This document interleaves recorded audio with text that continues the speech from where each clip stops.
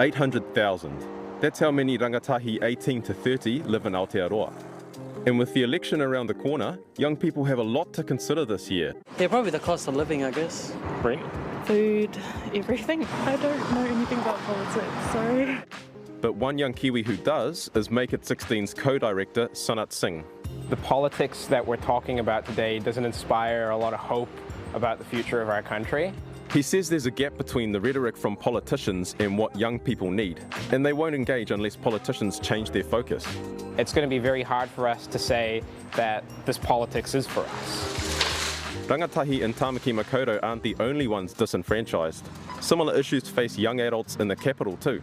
Cost of living crisis. Prices of groceries. The cost of living. The rent. The housing here. The rising cost of living is forcing students to reconsider study. Students' allowance entitlements aren't currently enough to cover everyday costs, which are really making it hard for students to make ends meet on top of already working. Catherine Blow says a universal student allowance would be a game changer because currently only 1 in 10 students qualify. That means 92 to 90% of students are taking on a whole lot of debt to be able to afford rent, expenses, and that doesn't even cover everything. She also says no tax on the first $15,000 of income would make life easier. That would enable students to live with dignity and actually be able to focus on their studies. In Otautahi Christchurch, it's a familiar story. Their weekly groceries. Cost of living, well thought out public transport, housing crisis. Definitely housing. So with all these issues, will there be a strong turnout of rangatahi at the ballot box? Last election, 40% of young people under 25 didn't bother to enrol. For those who did, only 70% actually voted. So will the major parties engage the young, or will their policies fall flat? Right, so let's ask them. With us today for our Young Leaders Debate is Labor's Estefania Muller-Palhares. Can I call you Steph? You can call me Steph. Fantastic. 55 on the Labor list. You're an optimist? Oh yeah, I'm happy. Very good. Jared Puller, Young Nats Vice President, already working in Parliament for Tama Potaka. Are you hoping to be on the party list? No. Not? No. OK. Not an aspiring politician yet.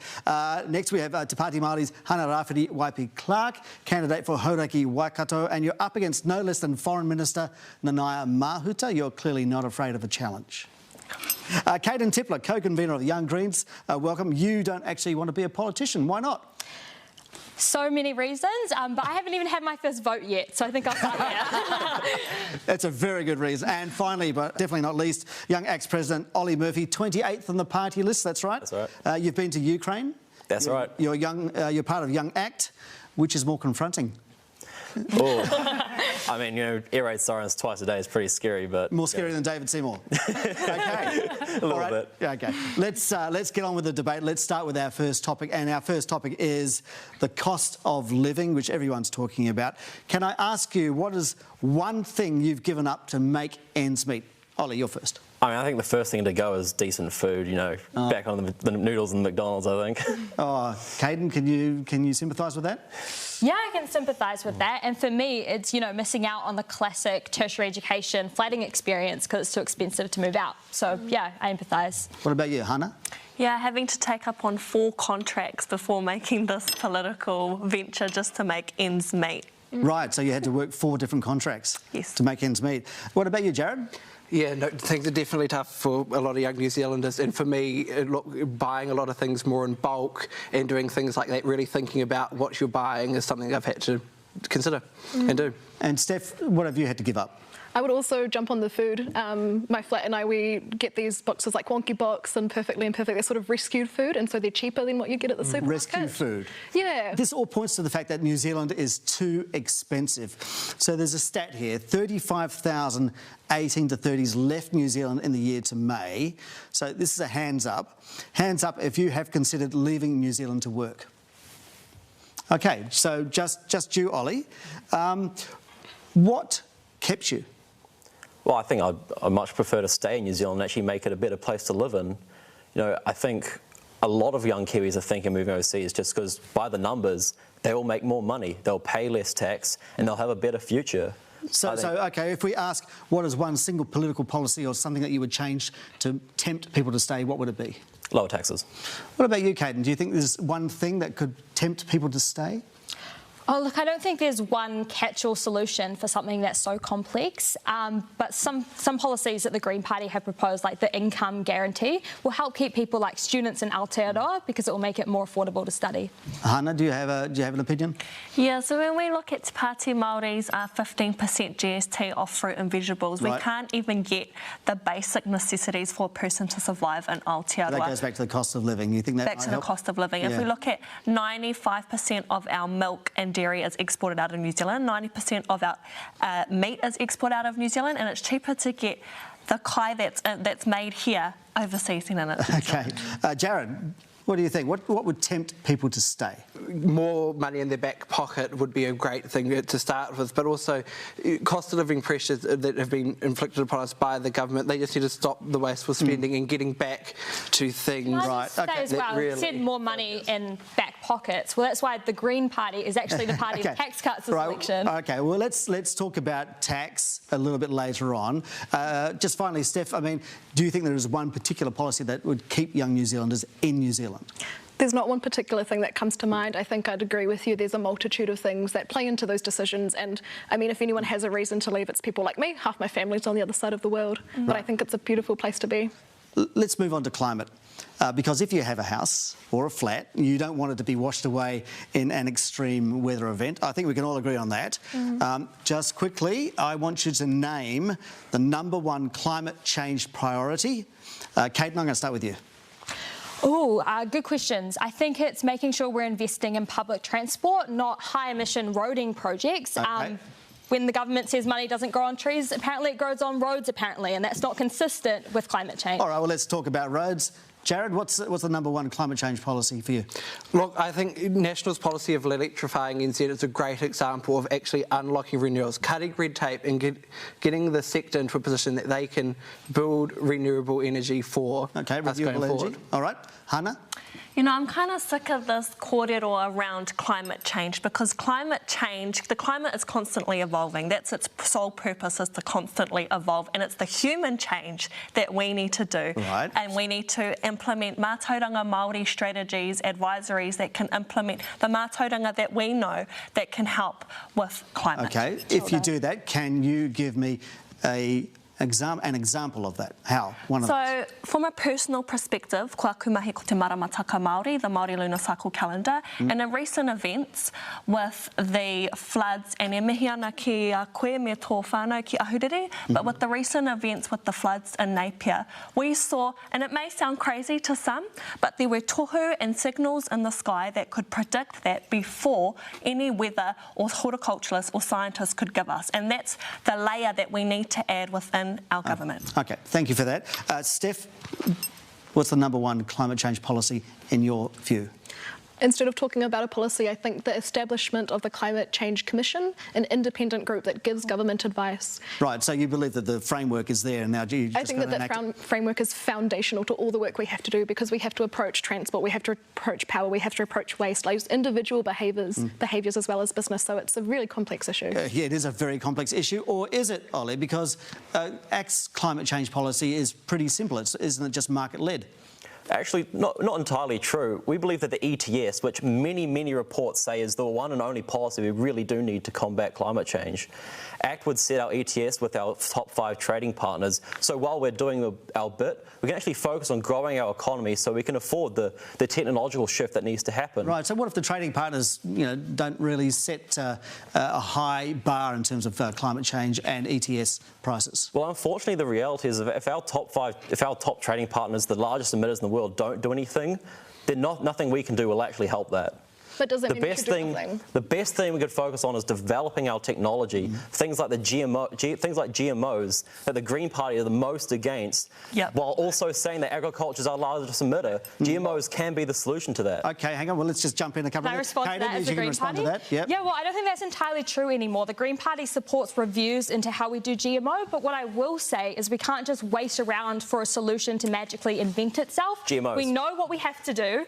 to solve the climate crisis. It's not just GMOs, it's not just technology. Capitalism got us into this situation. It's not going to get us out of this situation. You talk about capitalism, but you look at some of the ecological damage that happened under the Soviet Union. Okay, all right, let's move on, because Steph, you were talking about, you interjected there to say you just can't sit around and do nothing. So is that what you're saying ACT is proposing? Well, if you leave it up to private industry, that is essentially what you're risking, right? So we've taken action. And I mean, this is the second year consecutively that we've seen carbon emissions nationally drop. So what we're doing is working. So we've got to keep on the path that we're on. While burning more coal. Or projects. All right, let's just let's quickly talk emissions. There's been a lot of emphasis on roads by the major parties. Is that the right focus, Jared? You know, roads are great because they bring in the productivity gains and efficiency around. If you're not having a truck sitting in long queues of traffic and they can be moving through, we're going to be getting that benefit all the way throughout. So look, I think it's been a really balanced plan, our transport plan, and it had public transport built into it as well. Well, like buses, but you don't really talk about rail or light rail, do you? No. No, less so then. But there was around in the lower North Island as well. OK, I mean, this is diametrically opposed to, say, you, Kate, and I would imagine, who you do talk about public transport. But roads are the backbone of our economy. They're the lifeblood of trade going up and down the country. Look, climate change is going to force us to change the way we operate our economy, regardless of what we do. So right now, we need to be thinking about things like just transitions, and that includes not investing in a high emissions project like roads. We need to invest in public transport now. We need to invest in light rail now until it's too late for us to do anything. OK, yes, Hannah. I just want to come in here around the public transport, because I think public transport should be free for everyone, and we can transition that. We can transition that as we go over the next 5 years. But I'd also like to say that the government really only focuses public transport on the larger cities. There are some cities, like in our rural communities within Te Tairāwhiti, who don't even have a road. So I think there needs to be a more fairer solutions toward public transport. Let's talk about fairness. I'm going to move on now to the wealth gap. OK, so here's a statistic for you, the wealth gap. The top 1% have 20% of the wealth. The bottom 50% have 2%. Jared, is that acceptable? Look, I think there's a lot of areas that we can improve to make sure that there is greater prosperity for New Zealand as a whole. OK. Ollie, is that gap acceptable? Look, if we want to talk about inequality, let's talk about Australia. No. Under Labour, median wages have gone from $17,000 to $23,000. Let's talk about We're improving our economy. I'm going to bring you back here. So that gap seems quite large. I'm not saying it's good, I'm not saying it's bad, but I'm asking you whether it's acceptable. The one with Australia or the... No, New Zealand. Let's talk about New Zealand. Look, I think, there's a lot of tall poppy syndrome in this country. We shouldn't be against successful people.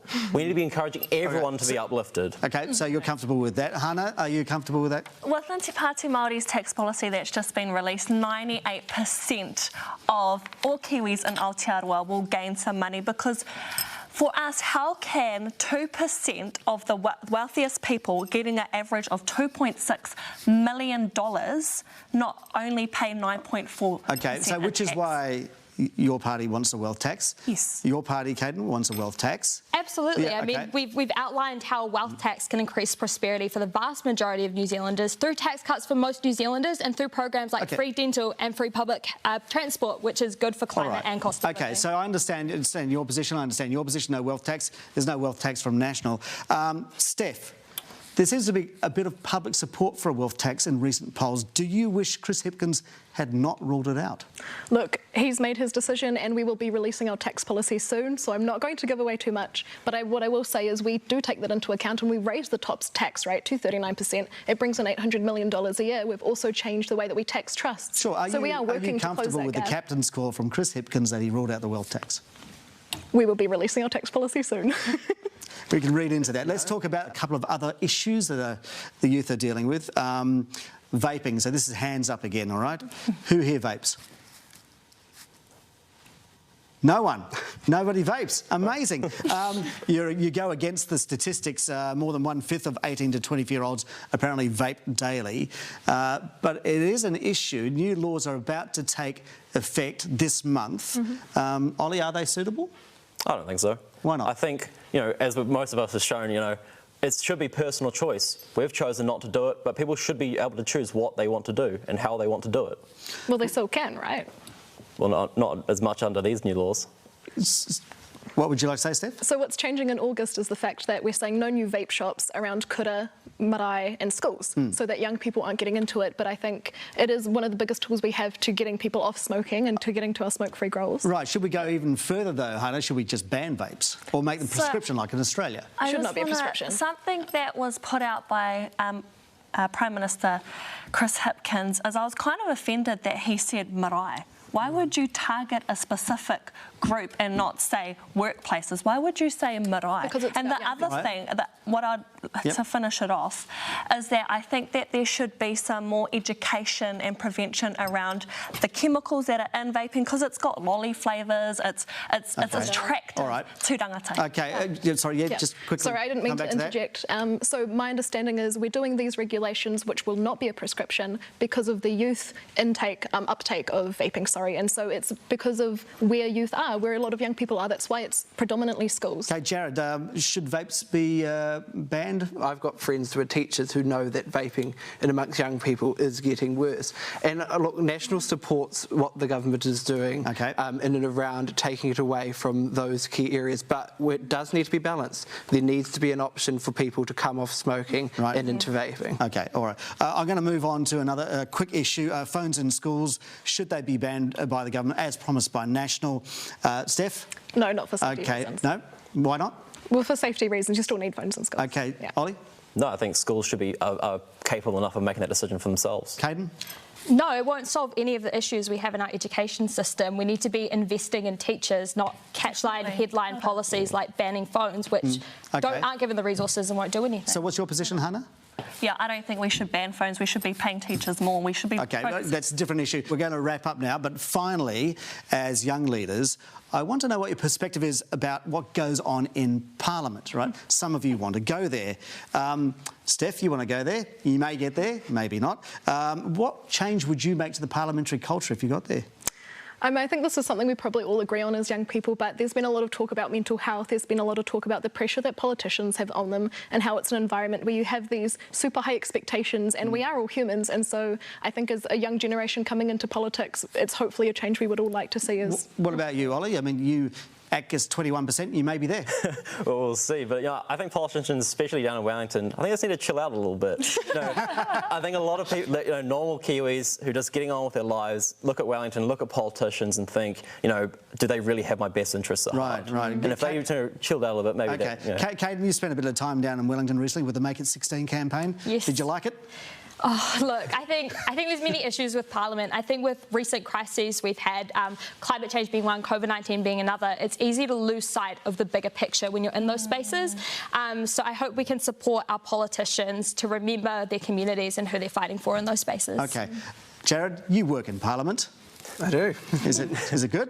Is it nasty? Is it confrontational? What do you think? That isn't my experience, and I think National's team is really focused on delivering what's best for New Zealand. But look, I think if you want to make change and you want to get resource out into the communities that need it, into the programs that need it, ultimately that's going to be through Parliament and through getting that resource there. You've got to be involved. Okay. That's right. All right, and Hannah, you want to be involved. Do you really want to be involved? Definitely. I think I could have gone to any other left-wing party and without sounding whakahihi. However, I know that at the end of the day, Te Pāti Māori will look after one thing that I know no other party can, which is my wairua.